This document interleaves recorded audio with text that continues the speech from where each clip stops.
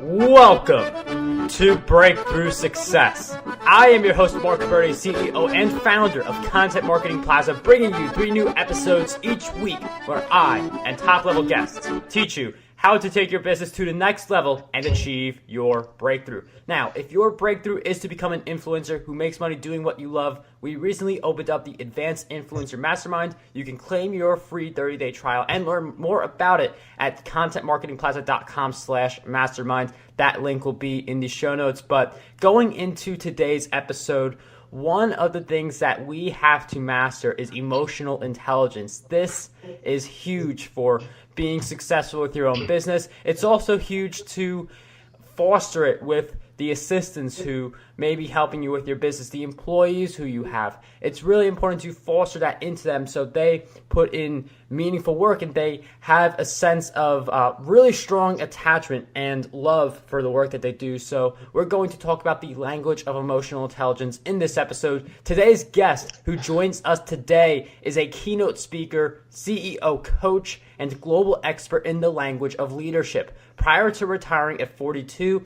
he was the award-winning CEO of one of the largest family-owned software companies on the planet. His expertise in the language of leadership is based upon his unique experience as a global CEO, leading teams in 3 languages while observing and doing business with executives in over 40 countries, while building businesses in 6 countries and living in 3 of them. So today's guest for episode 325 of the Breakthrough Success Podcast is none other than Krister Ungerboeck.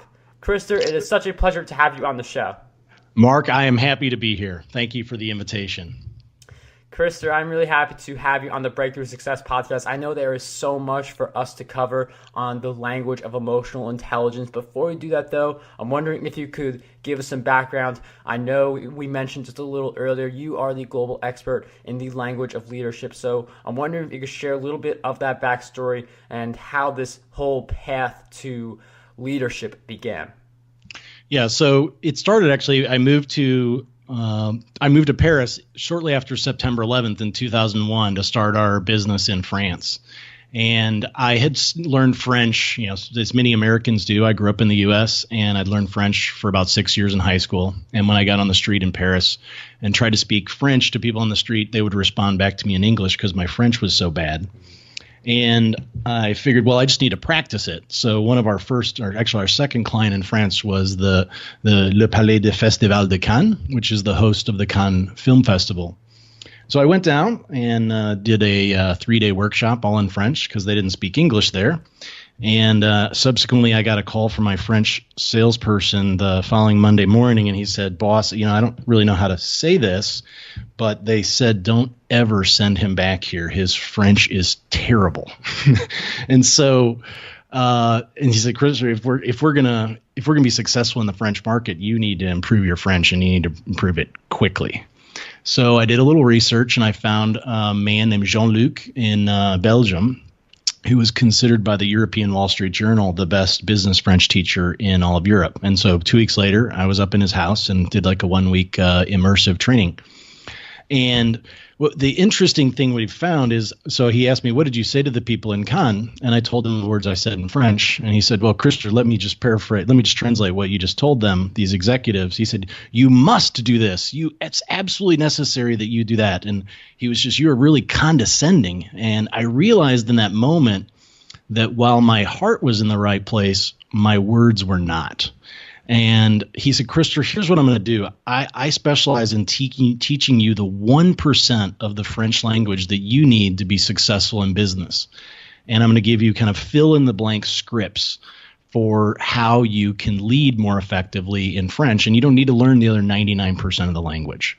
And so this is where 3 years later, I actually went on to learn German as well. And I replicated this process to, really be, if you're learning a new language, you have to be really conscious of what are the words you use. You translate it in your head. And in doing that process, really this is purely business French and business German, it gave me a much more sensitivity to the actual words that we use that are the kind of the core of effective leadership. And it's interesting you mentioned, I mean, the language of leadership, the language of emotional intelligence. Before we actually started this recording, you were mentioning like the language of curiosity and like all these different languages. And it makes sense that you would use that word language because you've mastered several languages. And when you master like multiple languages, you really pay a lot more attention to the words that you use. Just before we dive into the emotional intelligence piece, can you share a little bit on how you were able to master multiple languages? I feel like it's something that either people just want to learn how to do as a hobby, or they can really appreciate the business aspect of knowing multiple languages. I think that I don't think I've ever met anyone who didn't really learn a new language unless they lived in the country for some period of years, to the degree that learning a new language most quickly is best done through the kind of immersive programs that I did. They say that if you go and live in a house where you're only allowed to speak the language for a week, and you're meeting all day long with instructors, they say that that's the equivalent of living in a country for a year. I actually have a funny story that when I walked into Jean-Luc's home, there was this guy. He was kind of an old guy. He was like in his 60s or 70s, and I kind of recognized him. He was an American, and we weren't allowed to speak English to each other for the week. And he had just come there because his wife wanted to learn French, kind of like a vacation thing, because they were clearly retired. And by the seventh day, he was just barely able to speak enough French to tell us that he was the preacher on the TV show MASH. So I realized that I was spending this entire week living under the same roof with this kind of big, Hollywood TV star, but was completely unable to speak with him because he couldn't speak any French back to me. Well, that definitely is that is interesting. I mean, what kind of odds are that to happen? And I really like this idea of total immersion. I feel like if you want to be successful in any area, you really have to totally immerse yourself. Surround yourself with all the people who are going to teach you how to master the skill you want to master, putting in the action. It's one thing to learn how to do a push-up. It's another thing to actually do the push-up. So I like this idea of total immersion. And when it comes to leadership, I mean, I believe emotional intelligence is certainly a very important part of that. I'm wondering if we could talk first about how we can build our own emotional intelligence, and then how we can help our assistants and employees do the same. Yeah. So here's I read a lot of books when I was young. I was what I call an emotional Einstein, which is not a good thing. So an emotional Einstein is somebody who analyzes emotions rather than actually feeling them. And I had read all the books like Daniel Goleman's Emotional Intelligence, and I thought I really understood emotional intelligence. But what I realized, and it wasn't really only until the last 5 years, is that I really understood emotions, but I wasn't necessarily feeling them. And so, and really, if you read a lot about emotional intelligence, there's not really clear direction on how to build one's emotional intelligence, and also how to speak in a more emotionally intelligent way. And so the key to emotional intelligence, I actually discovered, one of the things that I do, I call myself a leadership archaeologist. So I started reading books when I was 12, and I realized about 3 years ago when I retired as CEO that I had learned all these things from business books, but I really hadn't learned anything about some things like emotional intelligence, for example. And so I started really looking outside of the traditional business press. And that's what landed me in New York City a couple of years ago. And I was at a training course about the language of what I call the language of emotional intelligence. And I'm sitting in front of a guy, heavily tattooed, big muscular guy, and he's talking to me about his feelings for being after being released from maximum security prison for 20 years for murder. And what I learned later is this same language that got him out of solitary confinement and ultimately resulted in him transforming his life and being released from prison was the exact same language that Microsoft CEO Satya Nadella used to transform the culture at Microsoft. And it was based upon a book that was written by a man named Marshall Rosenberg that's sold millions of copies worldwide, yet it's never been on any bestseller list. Primarily because of the title. The title is it's called Nonviolent Communication. And you can imagine if you're sitting on a plane or you're sitting in a cafe and you're reading a book called Nonviolent Communication, people probably look at you like, so Marc, like what's going on in life? Right. Got anything to tell us about home? So this is part of what I started doing by looking outside of kind of the Harvard Business Review and Business Press. What are these great resources? And so what this individual who wrote the book, he's no longer alive, he built out a language framework for speaking in a more emotionally intelligent manner.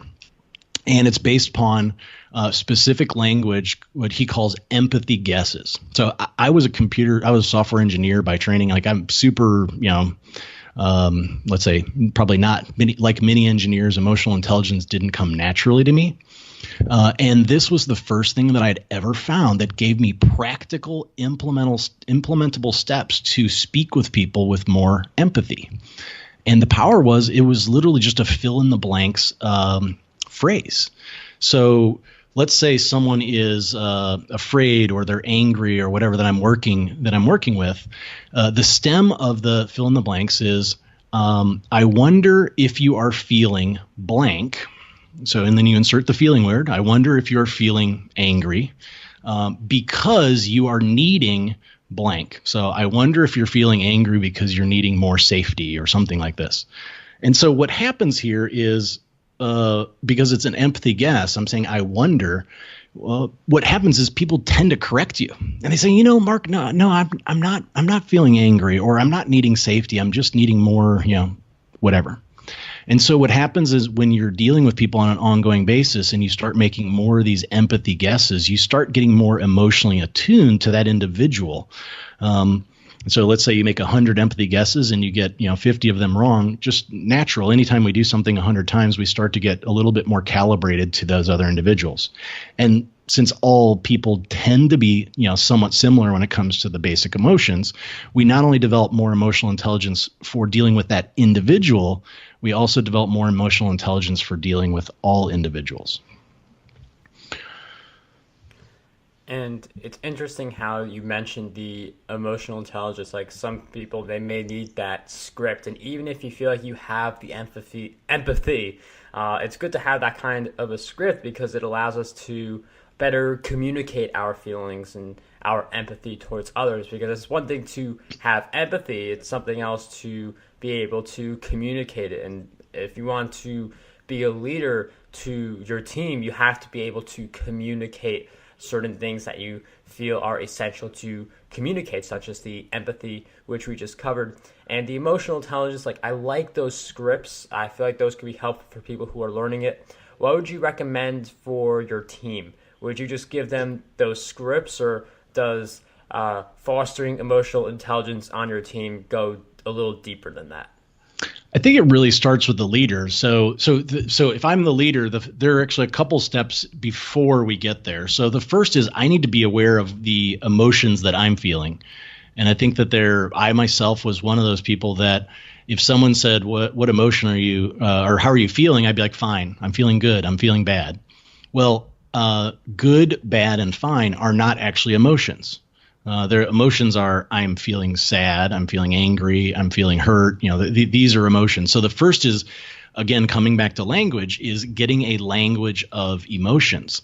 So if you look up the word to feel, and interestingly, English actually makes it a little bit more difficult to communicate in an emotionally intelligent way than some other languages. The reason why is if you look up the word to feel in an English thesaurus, you'll see the word to think.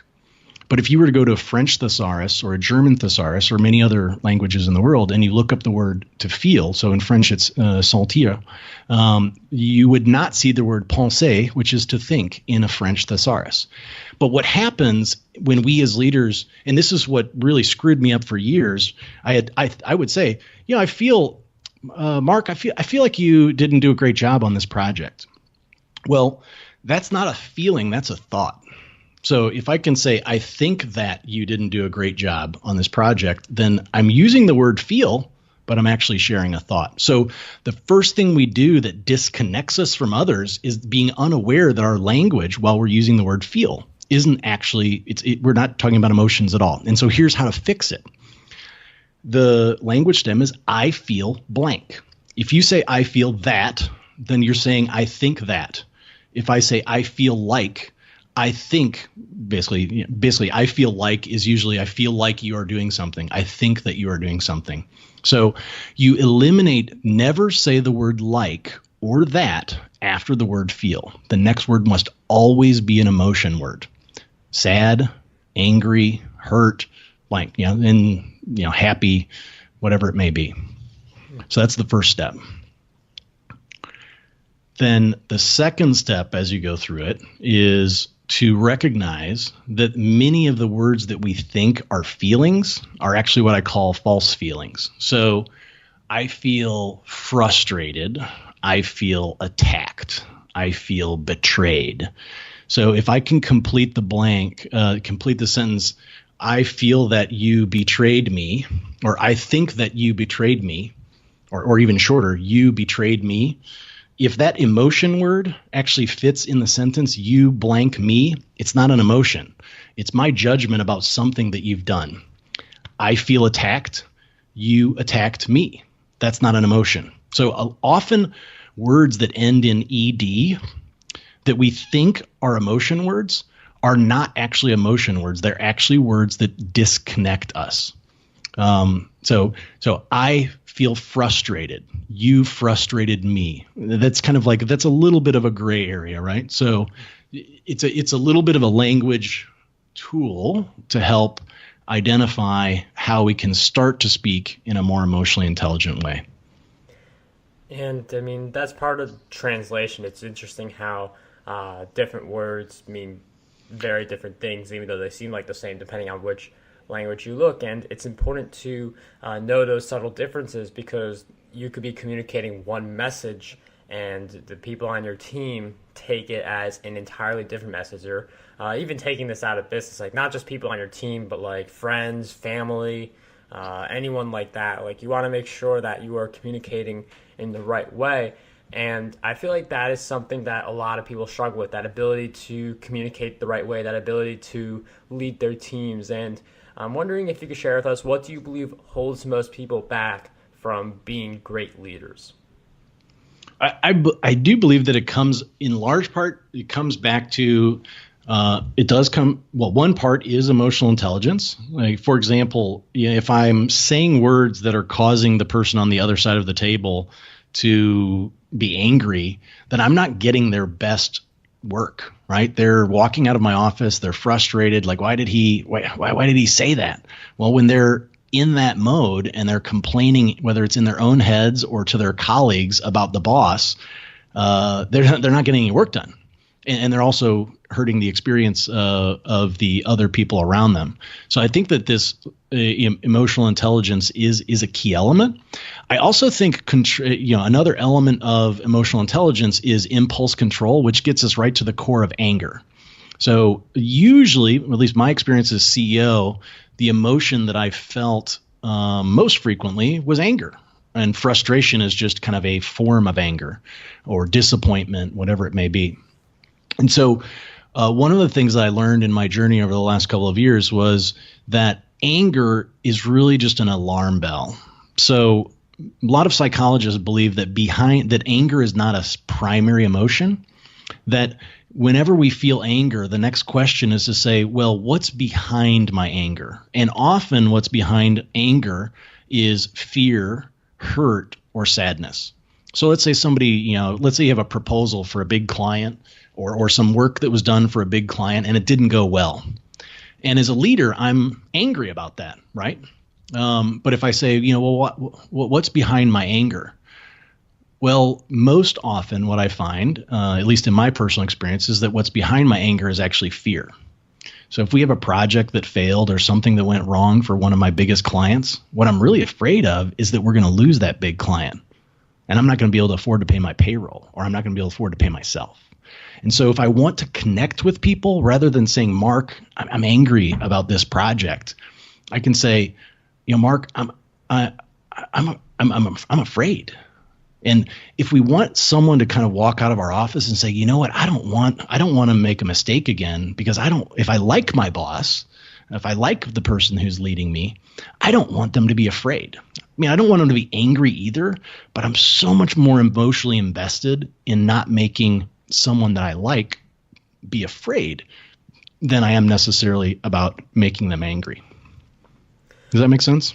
Yeah, I mean, that's a really interesting point. Like, I mean, I really like that idea of anger as an alarm bell. I mean, anger is the word that you hear, but there's some underlying meaning behind it. Like, why are you angry?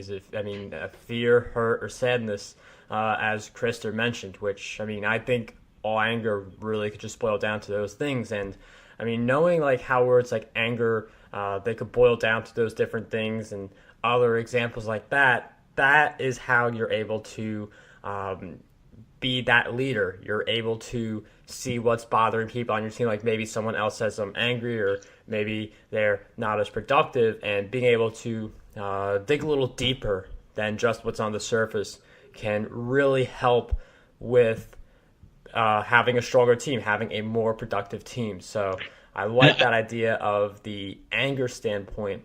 And I'm going to play off that again, because I think there's even more. Like, so what happens when I do say I'm angry? I mean, a lot of your listeners are in kind of creative professions, right? So, or creative professionals. So if you report to me and I'm angry at you, what emotion does that likely to evoke in you? Fear. Well, all of the research shows that when you put people who are in a state of fear in like fMRI scanners, the part of the brain that's responsible for creativity shuts down. So that person leaves my office, I'm angry at them, they're afraid, and they're not going back to their desk and doing their best, most creative work. And sometimes what I realized is sometimes I always thought that like, well, anger is just kind of in that moment, or fear or whatever it may be. But sometimes these emotions subconsciously linger for hours, or, when I started tracking some of my emotional reactions to things, sometimes I would have an emotional reaction to something that would be 12 or even maybe 24 hours after the event, because I'm still processing it and playing it through in my head. So this thought that somebody's going to walk out of my office when they're afraid or angry, and then they're just going to recover from that like 6 to 12 minutes later, is just not real. Like they're going home, they may lose sleep over it that night, and then they're not going to come in necessarily as fresh, doing great work the next day. So this kind of thought of putting people in a state of fear or hurt, it has a much bigger impact on productivity than I think most leaders actually realize.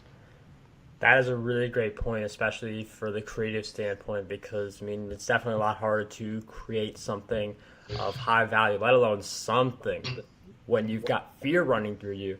I mean, fear, like, puts you in a state of anxiety. It puts you in a state of constant thought on the thing that maybe you can't control. In some cases, it's something that you can control, but you're afraid of the response you're going to get. But, I mean, it's definitely something that really affects productivity, that fear factor, and it's certainly something you don't want to enforce within your team.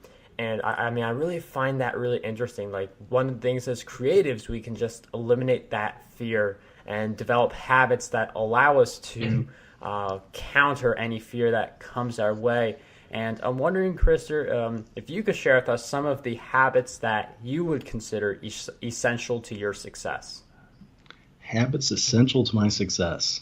But I don't know. I mean, like they're kind of trite, like hard work, being passionate about what you do, knowing and having clarity about, what are the things that you're truly passionate about versus things that, I mean, I don't know. Like, I assume that there's all kinds of motivational speakers talking about that, right? I mean, it really does just boil down to you doing the work that you love. It's definitely something that gets a lot of coverage from motivational speakers, but there's just a point where you just gotta get out there and do it if you're not doing it right now. Yeah. I think I want to come back to something you said earlier about like getting people kind of, the creatives. Maybe we can talk a little bit about how do you get a creative into a state of flow where they're kind of, so we talked about the negative where getting them afraid kind of shuts them down, but maybe we talk about the opposite of like, well, so how do we get them leaving our offices like where they're like, wow, I know exactly what I want to do. Definitely. I mean, that sounds like a great topic. So so what I found, so I'll tell a story. So I went to, I read a book, which I think is a great book. By the way, my book is called The Language of Leadership, and listeners can go to krister.com/book to get on the mailing list for when it's going to be launched. It'll be launched on Boss's Day, October 16th, 2019. But in any case, there's a great book that kind of gets into some of the things I'm going to talk about. It's called Quiet Leadership. And admittedly, I read the book the first time, and I honestly didn't really believe a lot of the things that were in there about how leaders ask great questions that get people in a state of flow. But I actually went to a workshop on this a couple of years ago. And so I'm sitting, and so they said to illustrate this example of how simple questions can get people into a state of flow and bring them to really unique insights. They actually just had a list of questions. It was, and if I'd shared the list of questions, you'd be like, how are those questions going to lead me to insight? I said, well, Krister, why don't you sit here in this chair? And the other 20 people lined up behind the person who was going to ask these questions. And the person was instructed to just pick a question at random from the list. And we were just talking about a random. We were talking about, I think the challenge that I threw out is like, I want to get in shape, And so she starts out and she says, well, how long have you been thinking about this? And so I've been thinking about it for 10 years or whatever it may be. And I think the next question was, so on a scale of 1 to 10, how important is this to you? Oh, well, it's a 9. And so in any case, going through this literally within 5 minutes, person picking random questions off of a list, I come to this really profound insight about what was holding me back. And if you think of those questions, how long have you been thinking about this? On a scale of 1 to 10, how important is this? You literally could take with nearly any problem, you could actually do those, because what it does is it just puts someone, rather than me telling them what to do, I'm putting them in their own mind and helping them to start to solve their own problem. And when someone has their own solution and they walk out of my office, they're like, yeah, I already know what I want to do. Like sometimes as a leader, when I started practicing some of these things, I don't even need to know what the solution is. When you see someone's eyes lit up, like, yeah, I got the solution. So what this came to was I created an exercise that's available on my website called the Magic Management 8-Ball Challenge, which is, it's a list of 15 questions, again, that you could completely select at random to have much more powerful conversations with your assistants or the people who are working for you, to allow them to bring them to their own insights and their own solutions, rather than leading them to the solutions that we think they should execute. And people are going to spend a lot more, they're going to be much more productive executing the solutions that they come up with than necessarily the solutions that we tell them to do. That's a very important distinction Krister makes. You can control yourself, you can control your actions, but you can't control other people. They have to come up with the decision on their own. So it is better to give them those guiding questions than say, you have to do this, you have to think in this manner. So I really like the ideas Krister mentioned, that 8-Ball Challenge, the Magical Management 8-Ball Challenge, and Krister's book and all of the other resources we've covered. Those will be in the show notes, marcguberti.com/E325. We'll also throw in Content Marketing Secrets and Podcast Domination, which are 2 of my books. And before we wrap up this episode, Krister, I know you gave us a question recently. How long have you been thinking about this? Which I think is really great for people to determine what's really important in their lives. But I'm wondering if you could share with us one more question that you believe we need to ask ourselves more often. I think it is the simplest, maybe like more broadly. I think whenever anything happens to us, and I think this is a great question to ask others as well, is, so if we can imagine that this situation, let's say something bad happens, and we say, if we could imagine that this was something that was kind of, that this situation happened to us in order to teach us a lesson, what lesson would that be? And getting people thinking about, okay, what is the lesson that I'm learning through this, potentially negative experience? I think that's certainly one of them. Krister, thank you for sharing with us that very valuable question, all of your great insights throughout our time together. If you guys want to learn more about Krister, go over to krister.com, KRISTER.com. If you do that /book, you'll get to learn more about his book. And one of the things that I invite you all to do, are you listening at home or your car or anywhere else, I hope you find some time to join us in the Breakthrough Success community and share your top takeaways from this episode. If you're not a part of that community yet, you can join us by going to contentmarketingplaza.com/Facebook. You'll be directed to the group. I hope you share your key takeaway with us from this excellent episode where Krister delivered some awesome insights with us. So, Krister, once again, thank you so much for being on the Breakthrough Success podcast. All right, thank you. Want to dominate the podcasting industry? Now you can with your free copy of my book, Podcast Domination. You'll learn how to launch, grow, and monetize your very own show. And whether you are a beginner or an expert, this book has a lot of golden nuggets for you. We'll cover the cost of producing this book. All we ask is that you cover the shipping. To get your copy, head over to marcguberti.com/PD.